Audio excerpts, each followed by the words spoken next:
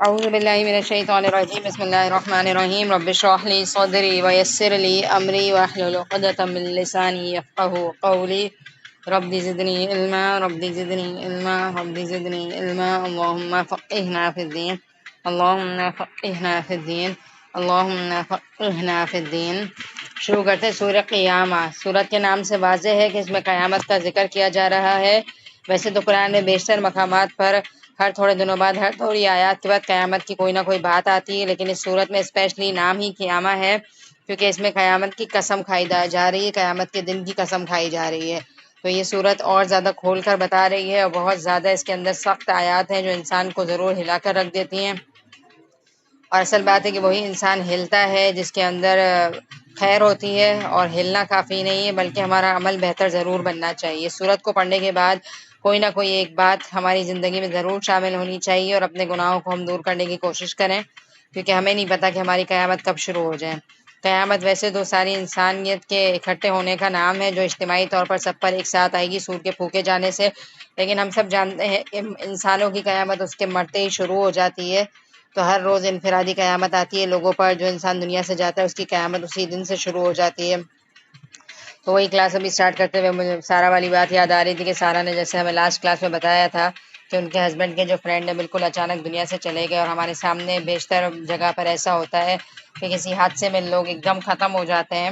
تو سارا کے الفاظ یاد ہے مجھے کہ یہ کہہ رہی تھی کہ ابھی یہ دنیا چل رہی ہے اور ایک لمحے میں انسان کی دنیا بدل جاتی ہے اور وہ کہیں اور نکل جاتا ہے، مطلب آخرت کی طرف منتقل ہو جاتا ہے وہ۔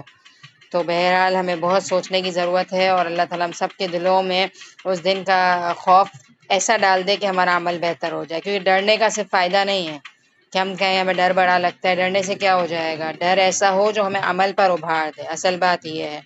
تو واقعی اللہ ہماری زندگیوں میں جو فضول مسائل ہیں جس میں ہم الجھے ہوئے ہیں نا، جس کی وجہ سے ہم نے اپنی دنیا کو بھی پریشان کیا ہوا ہے، آخرت کی تباہی کر رہے ہیں ہم، ان چیزوں سے باہر آ جائیں۔ قرآن انسان کو بہت ٹھنڈک دیتا ہے، بہت سکون دیتا ہے، لہٰذا اس نیت کے ساتھ پڑھیں کہ یہ پڑھنے کے بعد میں انشاءاللہ آخرت کے دن کو ہی سب سے بڑی چیز سمجھوں گی، اور دنیا کے چھوٹے چھوٹے مسائل کو میں اگنور کر دوں گی، کیونکہ یہ تو آنے جانے کی چیز ہے اور اپ اینڈ ڈاؤن زندگی کا حصہ ہے، ہمیں اس کو سوار نہیں کرنا، آگے بڑھنا ہے۔ لا اقسم بیوم القیامہ، میں قسم کھاتا ہوں قیامت کے دن کی، ولا اقسم بالنفس اللوامہ، اور میں قسم کھاتا ہوں اس نفس کی جو ملامت کرنے والا ہو۔ ٹھیک ہے، یہ قرآن اللہ تعالیٰ نے نازل کیا ہے، اس لیے قسمیں کون کھا رہا ہے؟ اللہ تعالیٰ ہی کھا رہے ہیں۔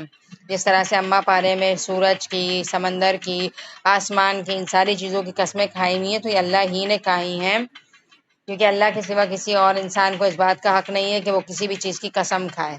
ہم بات بات پہ قسمیں کھاتے ہیں نا، فلاں کی قسم، اس کی قسم، اس کی قسم، تو اس کا دین میں کوئی کانسیپٹ نہیں ملتا، ہم کسی کی بھی قسم نہیں کھا سکتے۔ صرف اللہ تعالیٰ کو اختیار ہے کہ اللہ تعالیٰ قسم کھائیں، اور اللہ تعالیٰ چاہیں تو اپنی کسی بھی قدرت کی کوئی بھی چیز اٹھا کر اس کی قسم کھا سکتے ہیں۔ تو پہلی عید میں قیامت کے دن کی قسم کھائی جا رہی ہے، اور قیامت کا دن کیا کوئی معمولی دن ہے؟ ہرگز نہیں، بہت بھاری دن ہے، بہت بڑا دن ہے، اور یوم عظیم ہے کہ دنیا میں جتنے بھی دن گزرے ان میں سب سے بڑا دن قیامت کا دن ہوگا۔ تو اس کی قسم کوئی معمولی بات نہیں ہے، ایک بہت بڑی ہیوج قسم کی قسم کھائی جا رہی ہے، اور قسم جب کھائی جاتی ہے نا، جتنی بڑی چیز کی قسم کھائی جائے اس کے بعد والی بات اتنی ہی امپورٹنٹ ہوتی ہے۔ تو ہمیں یہ دیکھنا ہے کہ ان دو قسموں کے بعد آخر اللہ تعالیٰ آیت نمبر 3 میں کیا کہہ رہے ہیں۔ آیت نمبر 2 میں نفس لوامہ کی قسم کھا رہے ہیں۔ ٹھیک ہے، نفس لوامہ کیا ہے؟ کون سا نفس ہے جو انسان کو ملامت کرے، یعنی کہ گناہ کرنے کے بعد انسان کو ملامت ہو کہ ہی ڈز رانگ، وہ غلط کر رہا ہے یا صحیح کر رہا ہے، اس کو ملامت ضرور کرے۔ تو ہم یہ سوچیں کہ ہمارا ضمیر زندہ ہے یا نہیں ہے۔ دیکھیں، ہر انسان کے زندگی میں اللہ تعالیٰ نے اس کے ضمیر کے اندر ایک الارم لگایا ہوا ہے۔ اللہ تعالیٰ سورۃ الشمس میں خود کہتے ہیں کہ میں نے انسان کے اندر خیر اور شر دونوں کو ودیت کر دیا ہے، چاہے جیسا بھی انسان کیوں نہ ہو۔ جب ہم کسی کو دکھ دیتے ہیں یا تکلیف پہنچاتے ہیں اپنے رویے سے تو ہمیں تھوڑی دیر کے بعد گلٹ ضرور ہوتی ہے۔ نماز نہیں پڑھ رہے ہوتے لیکن نہ پڑھنے کے بعد گلٹ ضرور ہوتی ہے۔ تو سم ٹائمز یہ ہوتا ہے کہ انسان اللہ معاف کرے گناہوں میں اتنا آگے نکل جاتا ہے کہ پھر اس کا نفس بھی اسے ملامت کرنا چھوڑ دیتا ہے۔ تو یہ انسان کے لیے ایک بہت خطرناک سائن ہوتا ہے کہ انسان کے اندر اللہ معاف کرے کوئی خیر نہیں بچی ہوئی۔ تو جب تک ہمیں ہمارا نفس ملامت کرتا ہے تو یہ ایک پازیٹیو سائن ہے، اور اس کی ملامت کا فائدہ ہی ہونا چاہیے کہ ہم آئندہ گناہوں سے بچنے کی پوری کوشش کریں۔ ٹھیک ہے، یعنی بھلائی پر بھی کرتا ہے کہ زیادہ کیوں نہیں کی، اور برائیوں پر بھی کہ اس سے باز کیوں نہیں آتا۔ دنیا میں بھی جن کے ضمیر بیدار ہوتے ہیں ان کے نفس انہیں ملامت کرتے ہیں، تاہم آخرت میں تو سب کے نفس ہی ملامت کریں گے۔ دیکھیں دنیا میں بھی ہمارا نفس ہمیں ملامت کرتا ہے، ایک تو یہ کہ گناہ ہو جائے تو گناہ کیوں کر لیا اس لیے ملامت ہوتی ہے، اور کبھی کبھی پتہ ہے کیا ہوتا ہے انسان پر ماشاءاللہ ایک لمحہ ایسا بھی آتا ہے قرآن پڑھ پڑھ کے وہ اللہ کے اتنا قریب ہو جاتا ہے کہ اس کو اس کا نفس اس بات پر بھی ملامت کرنے لگتا ہے کہ نیکی کا موقع آتا ہے وہ نہ کر سکے تو اس بات پر بھی انسان کو ریگریٹ ہو۔ اب ہم دیکھیں کہ ہمارا نفس کیا کر رہا ہے، ہمیں برائی پر ہی ملامت کر لے ہمارے لیے اللہ معاف کرے بہت ہے۔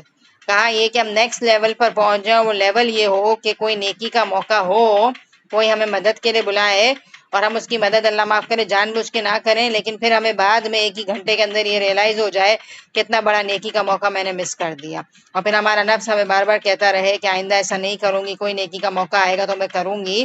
تو دنیا میں کتنے ہی مواقع نیکی کے ہوتے ہیں نا، ہم کبھی کبھی کر لیتے ہیں، کبھی کبھی اگنور کر دیتے ہیں، تو کبھی کبھی یہ سوچا کرے کہ کیا پتہ یہی نیکی مجھے جنت میں لے جائے، کیونکہ نیکیوں کے معاملے میں نا ہمیں بڑی سستی ہو رہی ہوتی ہے۔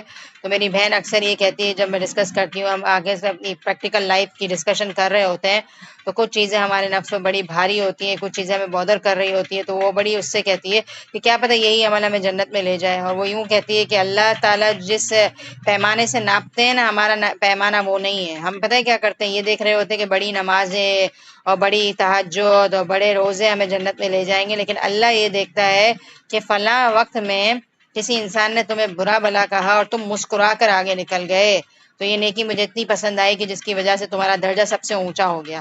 تو یہ ہے اللہ کا لیول ناپنے کا۔ اور ہم کیا کرتے ہیں، بڑی بڑی نیکیوں کو ہی سب کچھ سمجھنے لگ جاتے ہیں اور پہاڑ جتنی نیکیاں کھڑی کر دیتے ہیں اور احسان جتا کر ان سب کو ضائع کر دیتے ہیں۔ تو اصل بات یہ ہے کہ اللہ کا معیار بہرحال بہت ڈفرینٹ ہے، اور ہمیں دیکھنے کی ضرورت ہے کہ میرا نفس مجھے کس لیول کی ملامت کر رہا ہے، گناہ کرنے پر مجھے ملامت کر رہا ہے یا نیکی کم لیول کی کرنے پر مجھے ملامت کر رہا ہے۔ اب نماز پڑھ لیتے ہیں نا، پڑھتے تو ہیں ہم، لیکن نماز کے بعد بھی کیا ہوتا ہے، جیسے ہم اس دن بات کر رہے تھے کہ سم ٹائم نماز پڑھ کے سکون نہیں ملتا، تو کیا کہا جاتا ہے کہ سکون سے نماز پڑھنی چاہیے۔ تو کچھ لوگوں کو نماز پڑھنے کے بعد بھی ملامت ہو رہی ہوتی ہے کہ نہیں اور اچھی میں پڑھ سکتی تھی، مجھے اور اچھی پڑھنی چاہیے، جیسے ظہر گڑبڑ ہو جائے تو انسان کو فکر لگی رہے کہ نہیں مزہ نہیں آیا، اثر اور اچھی پڑھنی ہے۔ تو یہ ساری چیزیں نفس کی ملامت کے اندر آتی ہیں۔ اتنا انٹرسٹنگ ورڈ ہے اور اتنی اس کے اندر گہرائی ہے کہ بتانے میں مزہ بھی آ رہا ہے، اور اپنا اینالائز بھی میں کر رہی ہوں، اور بہت ہی ڈیٹیل میں اس کو ہمیں سمجھنا چاہیے اور ہمیں چیک کرنے کی ضرورت ہے کہ ہم کہاں کھڑے ہیں، ٹھیک ہے نا۔ اب آ رہا ہے جواب قسم، اسے کہتے ہیں کہ جس چیز پر قسم کھائی جائے وہ چیز ہمارے لیے بہت امپورٹنٹ ہوتی ہے۔ وہ کیا ہے، اَیَحْسَبُ الْإِنسَانُ أَلَّن نَّجْمَعَ عِظَامَهُ، کیا انسان یہ خیال کرتا ہے کہ ہم اس کی ہڈیاں جمع نہیں کریں گے؟